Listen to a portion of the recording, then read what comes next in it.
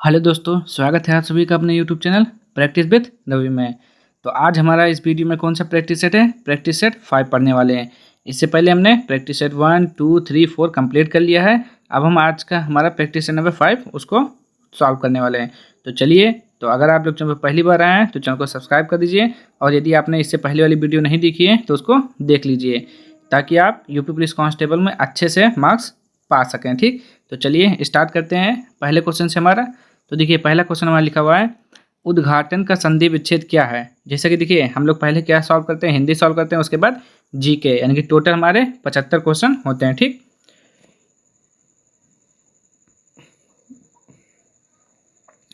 चलिए, तो पहला क्वेश्चन देखिए, उद्घाटन का संधि विच्छेद है, तो आप क्या कहेंगे? उद्घाटन का संधि विच्छेद क्या होता है? तो आपका आंसर क्या हो जाएगा? उत्धन घाटन हो जाएगा। क्या हो जाएगा? उत्धन घाटन हो जाएगा। उद्घाटन का संधि विच्छेद क्या होगा? तो क्या बोलेंगे आप? उत्धन घाटन हो जाएगा। ठीक, और ये अगर आपसे संधि पूछता है कौन सा संधि है, तो क्या बोलेंगे? व्यंजन संधि है। ठीक, ये आपका व्यंजन संधि है।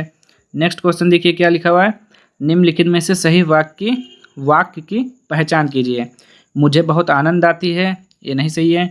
मुझे बहुत आनंद आते हैं, ये भी गलत है। मुझे बहुत आनंद आता है, मुझे बहुत आनंद आता है। देखिए, इसमें लिखा हुआ है मुझे बहुत आनंद आता है, तो ये नहीं होगा। मुझे बहुत आनंद आता है, ये वाला होगा। ठीक, चलिए आगे क्वेश्चन देखिए, कौन सा हमारा क्वेश्चन नंबर 3।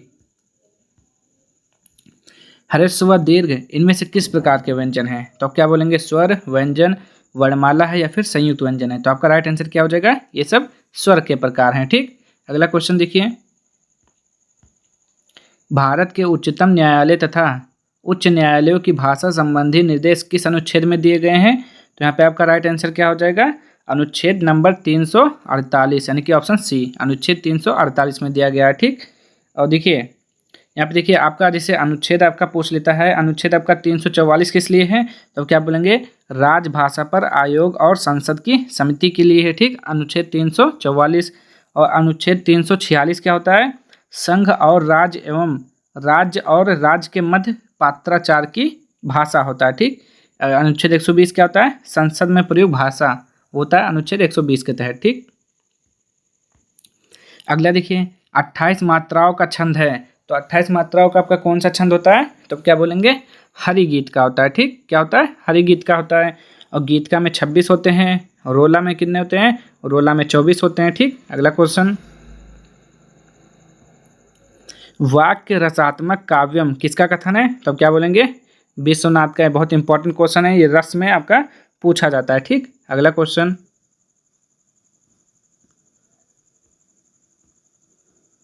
इनमें से विलोम शब्द का एक गलत युग्म है, तो कह रहा है इनमें से कौन सा विलोम शब्द का एक गलत युग्म है? तो दक्षिण का क्या होता है? वाम सही है। विधि का निषेध होता है। बर्बर का शब्द होता है, लेकिन उधम का उत्तम नहीं होता है। ये आपका यहाँ पे क्या हो जाएगा? गलत हो जाएगा। ठीक, तो राइट आंसर आपका बी हो जाएगा, उधम का उत्तम नहीं होता है। ठीक, उधम का विलोम क्या होता है? निरुधम होता है। उधम का विलोम आपका होता है, क्या होता है? निरुधम, निरुधम होता है। ठीक, उधम का विलोम क्या होता है? निरुधम होता है। अगला क्वेश्चन देखिए,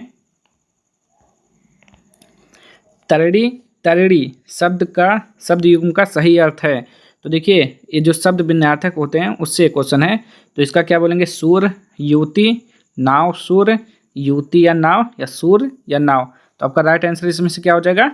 तरड़ी। और तरड़ी का सही जो शब्द होगा इसमें से कौन सा हो जाएगा? तो आप क्या बोलेंगे? क्या हो जाएगा? सूर और नाव हो जाएगा। पहले तरड़ी का मतलब है सूर, और दूसरे तरड़ी का मतलब क्या होता है? नाव होता है। ठीक, अगला क्वेश्चन देखिए,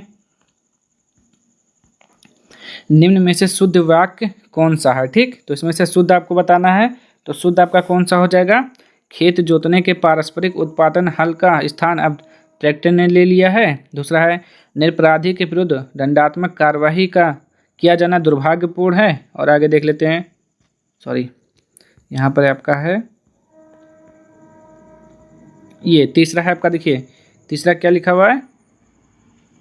श्रीमती रेड्डी जिस स्तर की नृत्यांगना है उनके पति उस स्तर के नृत्यांगना नहीं है।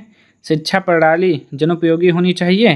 तो आपका राइट आंसर ये हो जाएगा, शिक्षा प्रणाली जनोपयोगी होनी चाहिए। ठीक, अगला क्वेश्चन देखिए, इनमें से शुद्ध वर्तनी का चयन कीजिए। तो आपका सही शब्द इस युग्म कौन सा इसमें हो जाएगा, यानी कि शुद्ध वर्तनी वाले शब्द कौन सा हो जाएगा।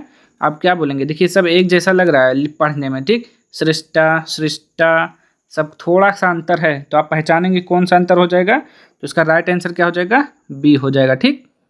अगला क्वेश्चन देखिए, ऐसी जीविका जिसका कुछ ठीक ठिकाना ना हो के लिए एक शब्द, उसे हम बोलते हैं आकाश वृत्ति बोलते हैं, ठीक। चलिए अगला क्वेश्चन, अखरोट शब्द का तत्सम रूप है। तो अखरोट शब्द का तत्सम रूप क्या होता है, तो आप क्या बोलेंगे, अखरोट का तत्सम होता है अछोट। क्या होता है, अछोट होता है, ठीक। चलिए अगला देखिए,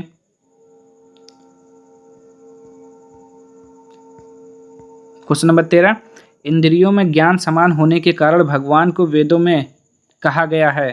तो भगवान को वेदों में क्या कहा गया है, तो क्या बोलेंगे, अगोचर कहा गया है, ठीक। अगला क्वेश्चन,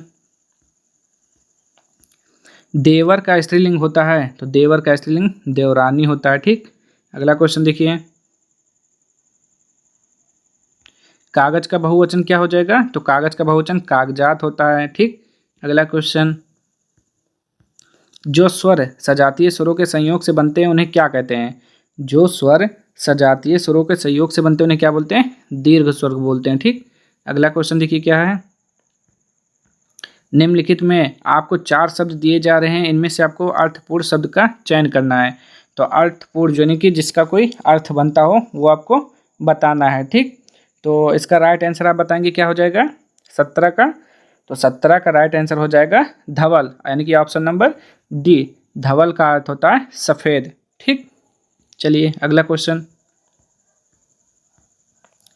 निम्नलिखित में से शुद्ध शब्द कौन सा है। तो इसमें से देखिए सब पढ़ने में तो एक जैसा लग रहा है, लेकिन आपको क्या बताना है, शुद्ध बताना है, जो शुद्ध शब्द है उसको बताना है। तो यहाँ पे आपका राइट आंसर क्या हो जाएगा, अतिशयोक्ति, इसमें इस तरह लिखा जाता है, ठीक। चलिए अगला क्वेश्चन देखिए, किस वाक्य में अपादान कारक है। देखिए अपादान का मतलब होता है अलगाव, यानी कि मतलब बिछुड़ना, ठीक। जैसे कि एक दूसरे से दूर होना, अलगाव होना, अलगाव प्रकट होना, वहाँ पर आपका क्या हो जाएगा, अपादान कारक हो जाएगा। तो देखिए हिमालय गंगा से निकलती है, यानी कि हिमालय से गंगा अलग हो रही है, ठीक। तो आपका राइट आंसर यही हो जाएगा, ठीक। चलिए अगला क्वेश्चन देखिए अब, चलिए देखिए यहाँ पे आपका अगला क्वेश्चन है क्वेश्चन नंबर 20, ठीक। तो निज भाषा उन्नति है, सब उन्नति को मूल पंक्ति किसकी है। तो इसमें आपसे पूछ रहा है, इसमें आपसे ये पूछ रहा है कि ये पंक्ति किसकी है। तो आप क्या बताएंगे, मैथिली शरण गुप्त की, जगन्नाथ शरण रत्नाकर की, भारतेंदु हरीशचंद्र या फिर रामधारी सिंह दिनकर। तो इसका राइट आंसर क्या हो जाएगा, भारतेंदु हरीशचंद्र जी की है। किसकी है, भारतेंदु हरीशचंद्र की। और अगर आपसे पूछता है कि भारतेंदु हरीशचंद्र की रचनाएं कौन कौन सा है, तब क्या बोल देंगे, भारत दुर्दशा है, वैदेही हिंसा है, ठीक। ये सब हो जाएगा आपका। चलिए अगला क्वेश्चन देखिए, नरपति नाला ने किसकी रचना की है। तो नरपति नाला ने किसकी रचना की है, बिसलदेव रासो की है। किसने की है, नरपति नाला ने, ठीक। और देखिए पृथ्वीराज रासो की रचना किसने की है, तो चंद्रवरदाई ने की है। अगर आपसे पूछे कीर्ति पताका के रचनाकार कौन है, तो विद्यापति हैं। हम्मीर रासो की कौन है, सारंगधर हैं, ठीक। अगला क्वेश्चन, 4 लीटर दूध में विशेष क्या है, यानी कि 4 लीटर दूध में विशेष क्या है। तो ये विशेष वो होता है जिसकी विशेषता बताई जाती है, ठीक। तो इसमें किसकी विशेषता बताई जा रही है, तो आप क्या बोलेंगे, दूध की विशेषता बताई जाइए। कितना दूध है, 4 लीटर है, ठीक। जिसके बारे में कुछ बताया जाए वही विशेष होता है, जिस संज्ञा सर्वनाम से किसी के बारे में पता चले। अगला देखिए, पायो जी मैंने राम रतन धन पायो पंक्ति किसने लिखी है, सूरदास, मीराबाई, तुलसीदास, कबीरदास। तो 23 का आपका राइट आंसर क्या हो जाएगा, मीराबाई, ठीक। अगला क्वेश्चन, उल्का सी रानी दिशा दीप्ति में अलंकार है। तो 24 में आपका अलंकार पूछ रहा है, तो कौन सा अलंकार हो जाएगा, तो आप क्या बोलेंगे, पूर्णोपमा अलंकार हो जाएगा। क्या हो जाएगा, पूर्णोपमा अलंकार हो जाएगा, ठीक। चलिए देखिए, अगर आपसे पूछता है लुप्तोपमा होता क्या है, तो देखिए पूर्णोपमा तो वो होता है जिसमें आपका क्या क्या होता है, उपमेय होता है, उपमान होता है, साधारण धर्म और वाचक शब्द होते हैं। अगर चारों हैं तो होता है पूर्णोपमा। और लुप्तोपमा में होता है जिसमें अगर उपमेय, उपमान या साधारण धर्म या फिर वाचक शब्द में से कोई एक नहीं होता है तो होता है लुप्तोपमा, ठीक, इसमें एक कम होता है और ये सभी होते हैं। चलिए अगला क्वेश्चन देखिए क्या लिखा हुआ है। निम्नलिखित में से कौन सा कवि राष्ट्र कवि कहलाता है। तो राष्ट्र कवि किसे कहा जाता है, तो आप क्या बोलेंगे, मैथिली शरण गुप्त को कहा जाता है। और मैथिली शरण गुप्त को राष्ट्र कवि किसने कहा था, तो महात्मा गांधी जी ने कहा था, ठीक। अगला क्वेश्चन देखिए, मुझे विश्वास है कि आप अवश्य आएंगे में वाक्य का प्रकार बताइए। तो कह रहा है किस प्रकार का वाक्य है, तो 26 आपका हो जाएगा मिश्र वाक्य हो जाएगा। क्या हो जाएगा, क्योंकि ये मिश्र वाक्य है, ठीक। चलिए देखिए, चलिए अगला क्वेश्चन देखिए, भाववाचक संज्ञा कितने प्रकार से बनती है। तो भाववाचक संज्ञा आपका 5 प्रकार से बनता है। किस किस से बनता है ये भी जान लेते हैं। तो आपका जातिवाचक संज्ञा से बनता है, उस जातिवाचक संज्ञा से, सर्वनाम से, क्रिया से, विशेषण से और अवयव से बनता है, ठीक। ये 5 चीज़ों से मिलकर आपका बना होता है जातिवाचक भाववाचक संज्ञा। अगला देखिए, नैसर्गिक का विलोम शब्द क्या होगा। तो नैसर्गिक का मतलब क्या होता है, नैसर्गिक का विलोम यानी कि उल्टा पूछ रहा है, तो आपका हो जाएगा कृत्रिम हो जाएगा, ठीक। नैसर्गिक का मतलब प्राकृतिक होता है और कृत्रिम मतलब बनावटी होता है, ठीक, ये हो जाएगा। और पारंपरिक का पूछेगा तो क्या हो जाएगा, अपारंपरिक। वास्तविक का कल्पित हो जाएगा। मानसिक का कायिक का मानसिक हो जाएगा। लेकिन जो आपका राइट आंसर क्या है, ये वाला है, ठीक, ये आपका राइट आंसर है। चलिए अगला क्वेश्चन देखिए, अब यहाँ पे आपका कौन सा नंबर हो गया, 28 हो गया, 29 पे देखिए, ठीक। चलिए 29 देखिए, नेपथ्य होता है। तो नेपथ्य का अर्थ पूछ रहा है कि क्या होता है, ठीक। जीवन का लक्ष्य तक पहुँचने का मार्ग, जहाँ रंगकर्मी अपना वेश विन्यास करते हैं। विजय पथ, ठीक, विजय पथ। तो इसमें से आपका राइट आंसर क्या हो जाएगा 29 का, तो आप क्या बोलेंगे, जहाँ रंगकर्मी अपना वेश विन्यास करते हैं, ठीक, ऑप्शन नंबर सी।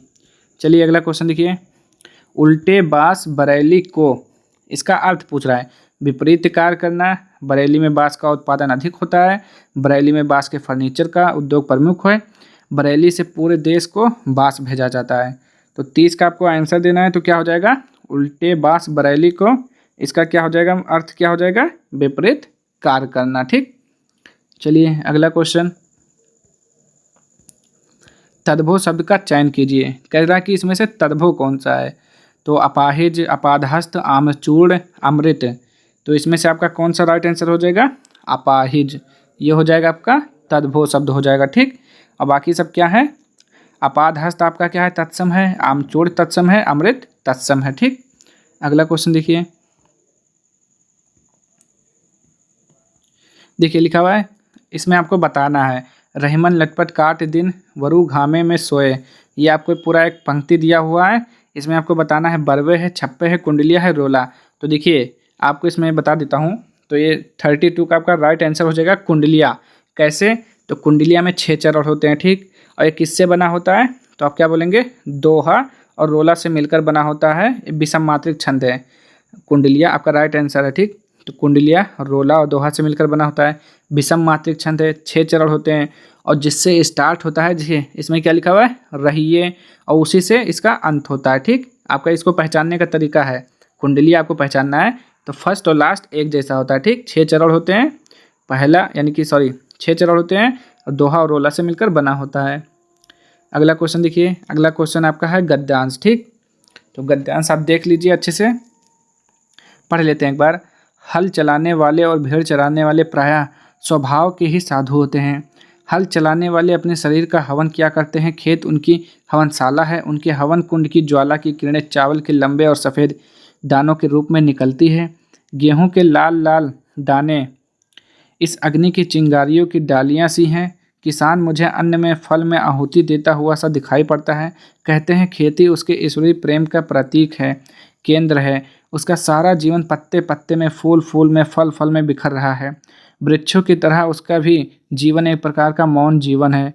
विद्या यह नहीं पढ़ा, जप और तप नहीं करता, संध्या वंदन आदि नहीं इसे नहीं आते, ज्ञान ध्यान का इसे पता नहीं, मंदिर मस्जिद गिरजे से इसे कोई सरोकार नहीं, केवल साग पात खाकर ही अपनी भूख निवारण कर लेता है।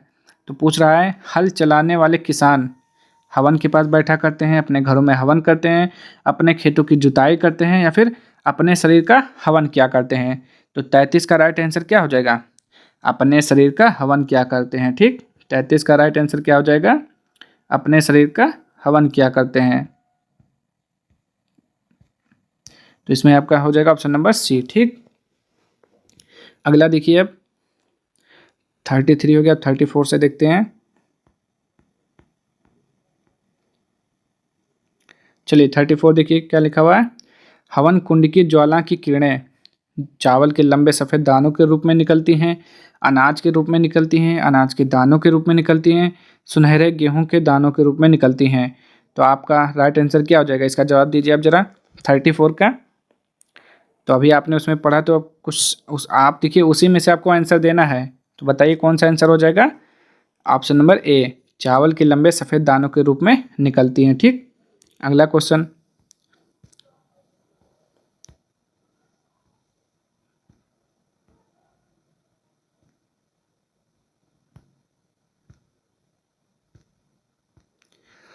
प्रत्येक पत्ते फूल और फल में बिखर रहा है। देखिए कह रहा है प्रत्येक पत्ते फूल और फल में बिखर रहा है। क्या बिखर रहा है? मजदूर की जीवन, किसान का सारा जीवन, जमींदार का जीवन, मिल कामदार का जीवन। तो क्या हो जाएगा? मजदूर के जीवन या किसान का सारा जीवन? तो 35 का आप बताएंगे किसान का सारा जीवन पत्ते फूल और फल में बिखर रहा है। ठीक, अगला क्वेश्चन देखिए।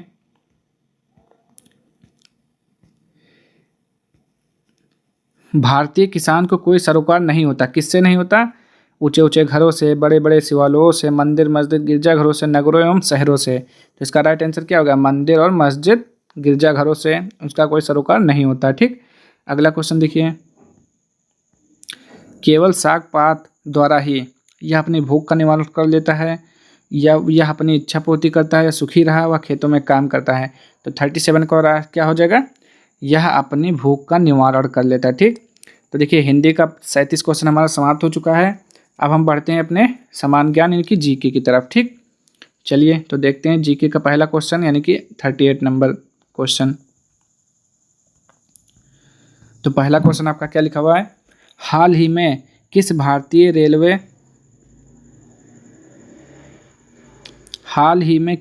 रेलवे स्टेशन को यूनेस्को द्वारा एशिया प्रशांत सांस्कृतिक विरासत पुरस्कार प्रदान किया गया है? तो इसका राइट आंसर क्या हो जाएगा? 38 का क्या बोलेंगे? Option number D, Byculla railway station. ठीक, अगला क्वेश्चन देखिए। नवंबर 2023 में बंगाल की खाड़ी में आए चक्रवात मिचोंग का नामकरण किस देश द्वारा किया गया है? तो 39 का आंसर क्या हो जाएगा? म्यांमार द्वारा। ठीक, अगला क्वेश्चन देखिए। अंडर 23 ओमेन इमर्जिंग एशिया का 2023 किसने जीता है? तो क्या बोलेंगे किसने जीता है? आप बताएंगे ज़रा। तो इसका राइट आंसर हो जाएगा 40 का ऑप्शन नंबर ए, यानी कि भारत ने जीता है। ठीक, चलिए अगला क्वेश्चन देखिए।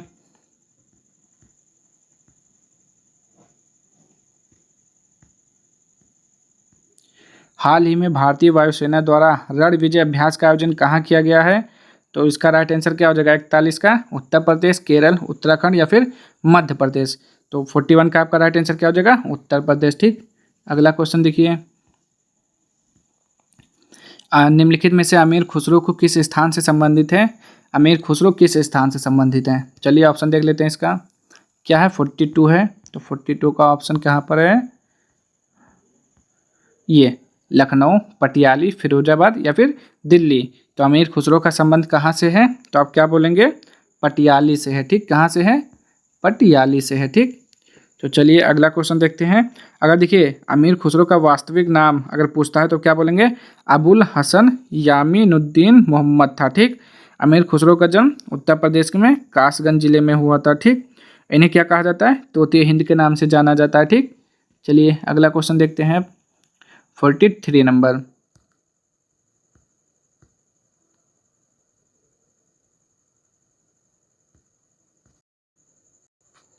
चलिए अगला क्वेश्चन देखिए। सूची 1 को सूची 2 से सुमेलित कीजिए तथा नीचे दिए गए कोट में सही उत्तर चुनिए। तो हमें क्या करना है? सूची 1 को सूची 2 से मिलाना है। फिरोजाबाद में क्या होता है, मेरठ में क्या होता है, ये सब आपको बताना है। तो चलिए देख लेते हैं। तो देखिए अब क्या लिखा हुआ है? फिरोजाबाद। तो फिरोजाबाद का संबंध कहाँ से होता है आप बताएंगे ज़रा।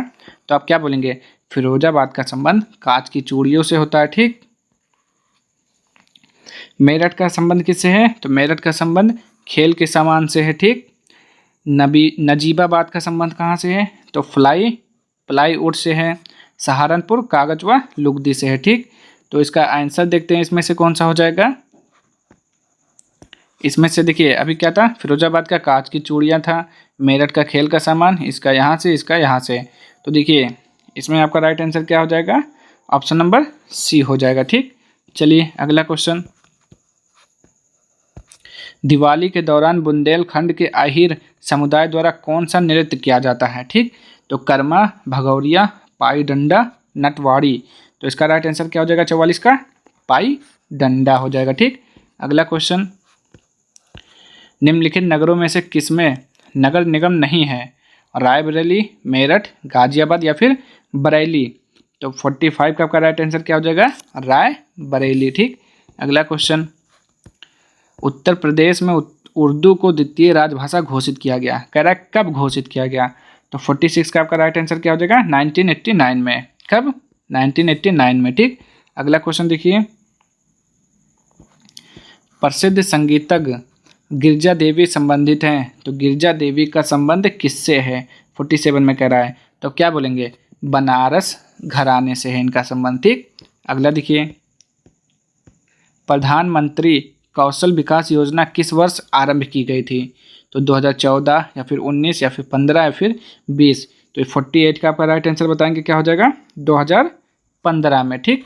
अगला क्वेश्चन देखिए। खेलों के संबंध में वाडा का अर्थ पूछ रहा है, यानी कि क्या अर्थ होता है? तो 49 का आपका आंसर क्या हो जाएगा, world anti doping association, world anti doping agency या रेसलिंग एंटी डोपिंग एसोसिएशन या फिर वर्ल्ड ऑटोनॉमस डोपिंग एजेंसी। तो 49 का आपका राइट आंसर क्या हो जाएगा, आप क्या बोलेंगे, option number B, world anti doping agency, ठीक। अगला क्वेश्चन देखिए। नाट्य निम्नलिखित में से भारत के किस राज्य का लोक नृत्य है? नागालैंड, आंध्र प्रदेश, हिमाचल प्रदेश या फिर केरल।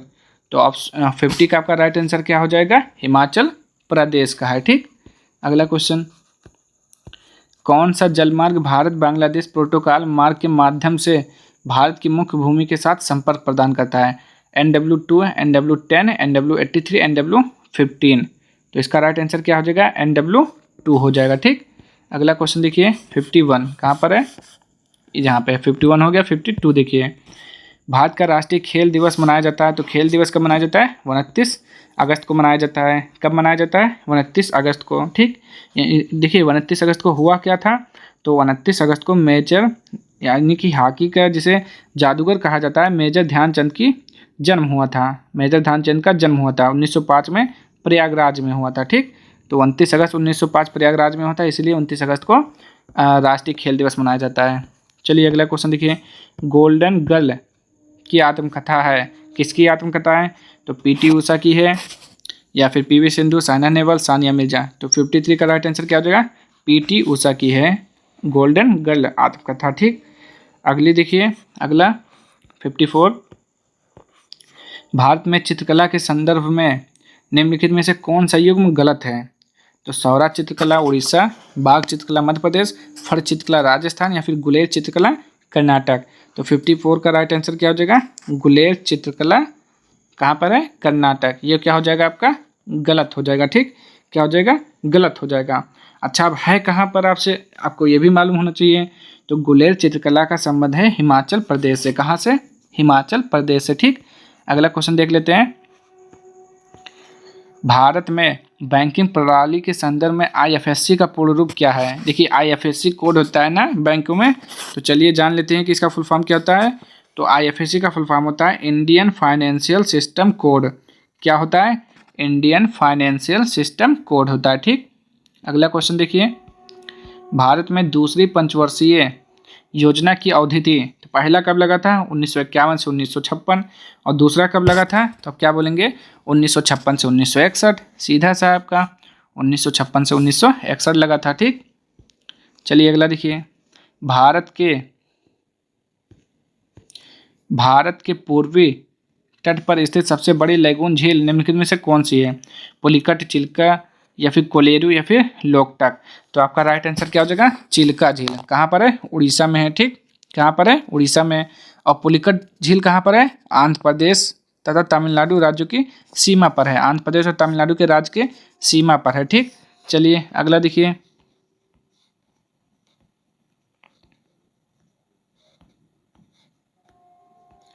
भारत में काली कपास मृदा की संरचना निम्नलिखित में से किसके अपक्षयण से हुई है। तो इसका राइट आंसर क्या हो जाएगा, विदरी फिशर ज्वालामुखी चट्टान की वजह से हुई है। ठीक, चलिए और देखिए काली जो मृदा होती है, काली मिट्टी कपास के लिए बहुत उपयोगी होती है। ठीक, अगला क्वेश्चन देखिए, पूछा जाता है आपसे काली मिट्टी यानी कि कपास का उत्पादन सर्वाधिक किस मिट्टी में होता है, तो काली मिट्टी में।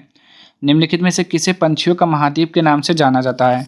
तो पंछियों का महाद्वीप किसे कहा जाता है, दक्षिण अमेरिका को कहा जाता है। किसे कहा जाता है, दक्षिण अमेरिका को कहा जाता है पंछियों का महाद्वीप।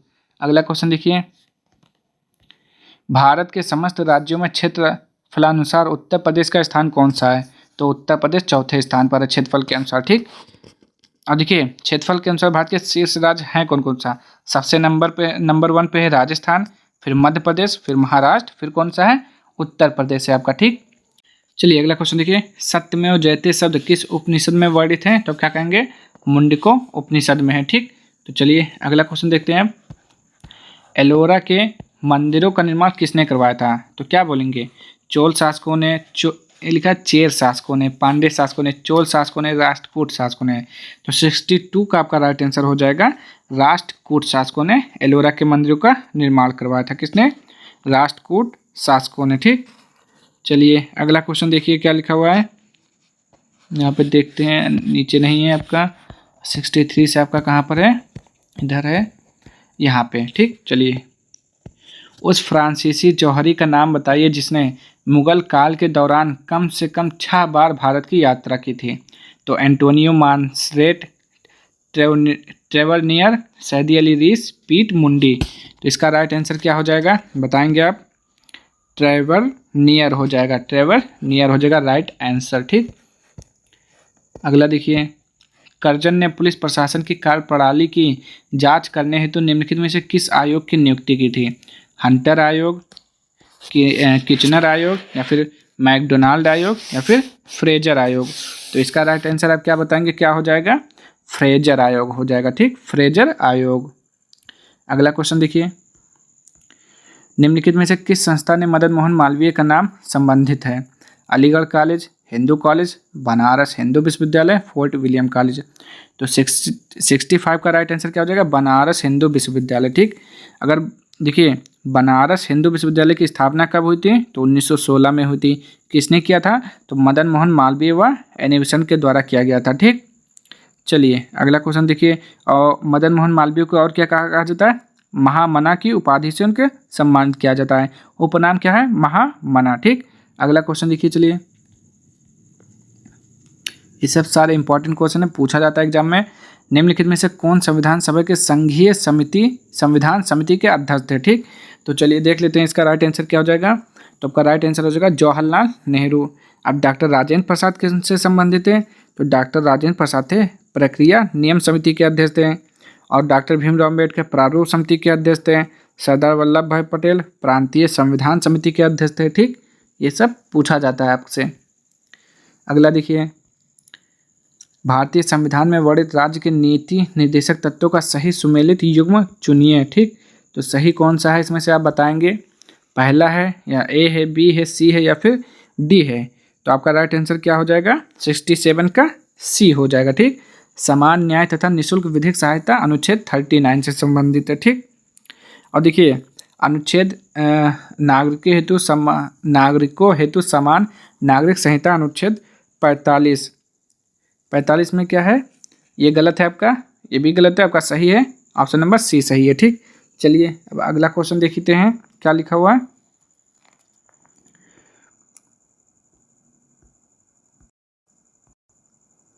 ये देखिए जो ऑप्शन नंबर ए है, नागरिकों हेतु समान नागरिक संहिता अनुच्छेद 45, ये गलत है, अनुच्छेद 45 नहीं, अनुच्छेद 44 है। ठीक, और दूसरा क्या है, ग्राम पंचायतों का गठन अनुच्छेद 41, ये गलत है, इसका है अनुच्छेद 40 है। ठीक, तीसरा देखिए, कृषि तथा पशुपालन का संगठन अनुच्छेद 43, ये भी गलत है, अनुच्छेद 48 है यहाँ पे। ठीक, चलिए अगला क्वेश्चन देखिए अब। भारत सरकार को कानूनी विषयों पर निम्नलिखित में से कौन परामर्श देता है?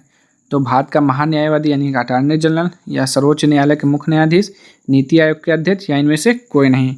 तो 68 का आंसर क्या हो जाएगा? भारत का महान्यायवादी अटॉर्नी जनरल देता है। कौन देता है? पहला ऑप्शन नंबर क्या हो जाएगा? ए हो जाएगा। ठीक, चलिए अगला क्वेश्चन देखिए अब। 69, भारत में प्रत्येक पंचायत का कार्यकाल किस तिथि से 5 वर्ष का होता है? निर्वाचन की अधिघोषणा की तिथि से, या निर्वाचन परिणामों की घोषणा की तिथि से, उसके सदस्यों द्वारा शपथ ग्रहण करने की तिथि से, अपने प्रथम अधिवेशन के लिए निर्धारित तिथि से। तो इसका राइट आंसर क्या हो जाएगा?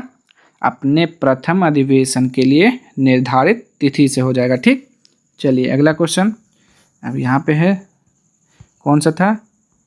69 के बाद आएगा आपका 70। ठीक, चलिए यहाँ से देखते हैं। निम्नलिखित में से कौन सा विषय भारतीय संविधान की 7वीं अनुसूची के अंतर्गत सम्मिलित समवर्ती सूची में वर्णित है? तो आपका 70 का आंसर क्या हो जाएगा?